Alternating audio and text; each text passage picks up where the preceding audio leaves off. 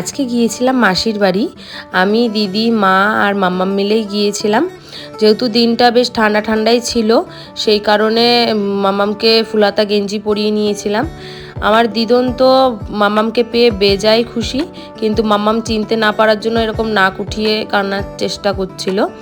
কিন্তু ও এখন না খুব সহজে কাঁদে না, কেউ বকলেও কাঁদে না, এরকম নাক উঠালেই ভাবে যে সবাই চুপ করে যাবে। দিনটা খুব ভালো ছিল। মাসিদের বাড়িতে আসলে অনেক দিন পরই এরকম গিয়ে অনেকক্ষণ থাকলাম। মাসি, মেসো সবার সাথে অনেকক্ষণ গল্প করেছি। তারপর দুপুরবেলায় বাবাই চলে এসেছিল।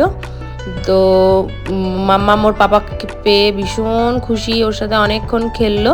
তারপর আমরা খেতে বসে পড়েছিলাম। আজকের মেনুতে ছিল ভাত, ইলিশ ভাপা, চিংড়ি মাছের মালাইকারি, পাবদা মাছের ঝাল। তিনটেই আমার ভীষণ ফেভারিট মাছ, ভীষণ ভালোবাসি। আর মেসো আমরা গেলে না মাছই বেশিরভাগ সময়ই আনে। তো এখানে দেখো বাবাই ক্যামেরার সামনে একদম আসতেই চায় না, তোমাদেরকে আগেও বলেছি, সেই জন্য মুখটা কীরকম ঘুরিয়ে রেখেছে। আজকের ভিডিওটা এখানেই এন্ড করলাম। নেক্সট পার্টের জন্য ফলো করে দিও। দেখা হচ্ছে নেক্সট ভিডিওতে। বাই।